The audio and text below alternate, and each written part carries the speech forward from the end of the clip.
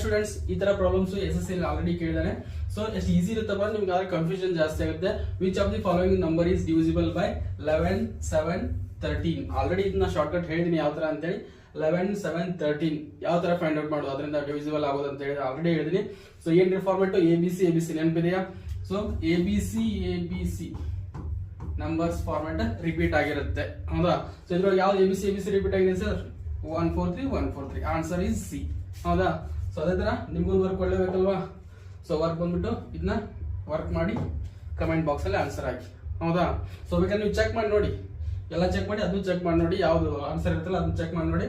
So ಅವಾಗ ನಿಮ್ಗೆ ಈಸಿಯಾಗಿ ಗೊತ್ತಾಗುತ್ತೆ ಶಾರ್ಟ್ ಕಟ್ ವರ್ಕ್ ಆಗುತ್ತಾ ಇಲ್ಲ ಅಂತೇಳಿ, ಹೌದಾ? ಸೊ ABC ಫಾರ್ಮೆಟ್ ಒಳಗಿದ್ರೆ ಯಾವ್ದು ABC ಫಾರ್ಮೆಟ್ ಒಳಗಿದಲ್ಲ ಅದೇ ಅದರ ಆನ್ಸರ್. ಆದ್ರೆ 153, 121, 143, ಹೌದಾ? ಸೊ ಆ ತರ ಇದ್ರೆ ಮಾತ್ರ ಅದು ಯಾವುದು ವಿಚ್ ಇಸ್ 11, 13, 7, ಹೌದಾ? ಸೊ ಅದೇ ತರ ಮೇಲ್ಗಡೆ ನೋಡ್ತಾ ಇದ್ರಲ್ವಾ, NHPC ಅಲ್ಲಿ ಕಾಲ್ ಮಾಡಿದ್ದಾರೆ, 1500 ಪೋಸ್ಟ್ ಕಾಲ್ ಮಾಡಿದ್ದಾರೆ. ಸೊ ಅದ್ರ ಫುಲ್ ಡಿಸ್ಕ್ರಿಪ್ಷನ್ ವಿಡಿಯೋ ಲಿಂಕ್ ಅಲ್ಲಿ ಹಾಕಿದ್ದೀನಿ, ಯಾವ ತರ ಏನೇನಿದೆ ಅಂತೇಳಿ ಅದನ್ನೊಂದ್ಸಲ ಹೋಗಿ ವಾಚ್ ಔಟ್ ಮಾಡಿ. So thank you for watching. First time ಏನಾದ್ರು ವಾಚ್ ಮಾಡ್ತಾ ಇದ್ರೆ ಸಬ್ಸ್ಕ್ರೈಬ್ ಮಾಡ್ಕೊಳ್ಳಿ.